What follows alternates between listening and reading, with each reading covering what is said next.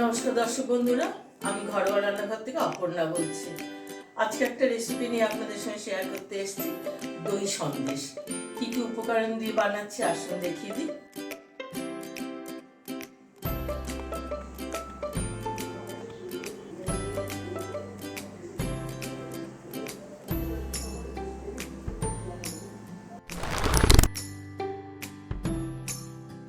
দর্শক বন্ধুরা, আমি সামান্য 3টে উপকরণ দিয়ে এই রেসিপিটা বানাচ্ছি। আমি হাফ কাপের বেশি একটু দইটা নিয়েছি।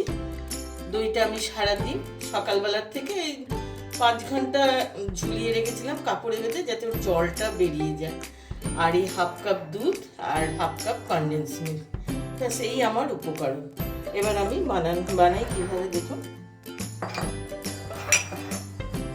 এটা দইয়ের পুডিং। দইটা দিয়ে দিলাম,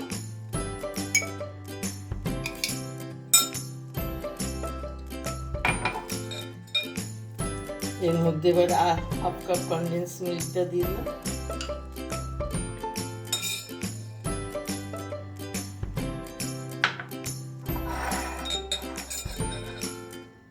এবার এর মধ্যে হাফ কাপ দুধটা দিয়ে দিচ্ছি।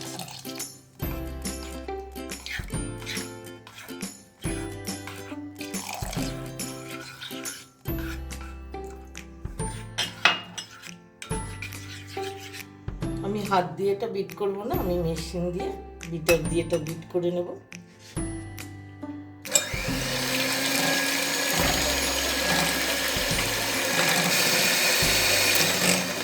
আমি বিটারে প্রথমে লো, তারপরে হাইতে দিয়ে 2 মিনিট মতো বিট করে নিলাম। আমার মিশ্রণটা সম্পূর্ণ বিট করা হয়ে গেছে। এবার একটা ট্রান্সফার করবো একটা কুকারে বলে। এর মধ্যে আমি সমস্তটা ঢেলে দিচ্ছি। এবার এর উপরে আমি একটু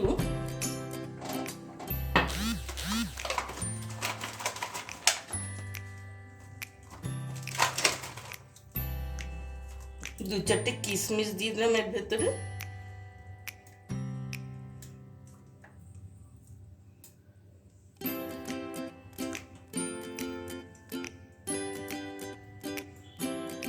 মুখে পড়লে এগুলো ভালো লাগে খেতে। এবার একটুখানি এলাচ গুঁড়ো করে নিলাম। এই এলাচ গুঁড়োটা একটু ছড়িয়ে দেবো।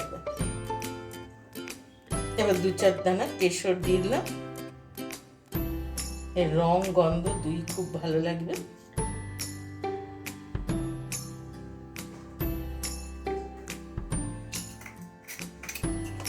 এই আমার মিশ্রণ পুরো তৈরি হয়ে গেল।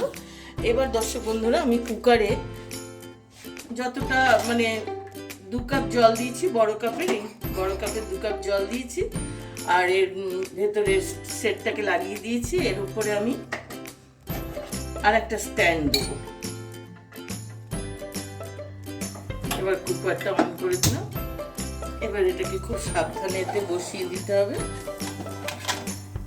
স্ট্যান্ডের উপরে। এর উপরে যেন জল এসে না লাগে, এই জন্য আমি সেপারেটরটা আর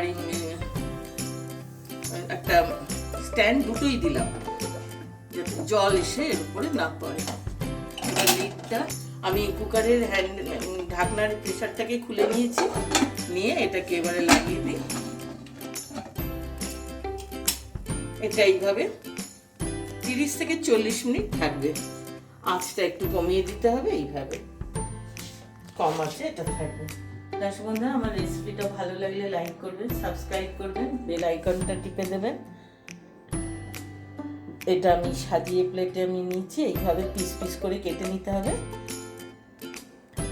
আজকের মতো রাখছি।